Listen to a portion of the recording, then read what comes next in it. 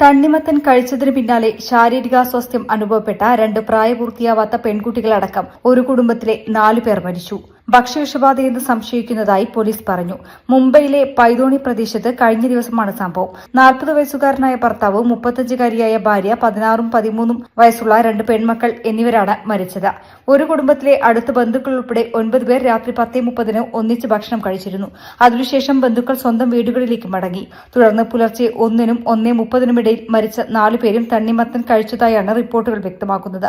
രാവിലെ 5:30ഓടെ 4 പേർക്കും ഛർദിയും വയറിളക്കവും ഉൾപ്പെടെയുള്ള ശാരീരിക പ്രശ്നങ്ങൾ അനുഭവപ്പെട്ടു. ആദ്യം കുടുംബ ഡോക്ടറെ കാണിച്ചെങ്കിലും വിദഗ്ധ ചികിത്സയ്ക്കായി JJ ആശുപത്രിയിലേക്ക് മാറ്റി.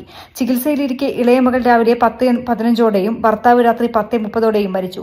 പിന്നീട് ഭാര്യയ്ക്കും മൂത്ത മകൾക്കും ജീവൻ നഷ്ടമാവുകയായിരുന്നു.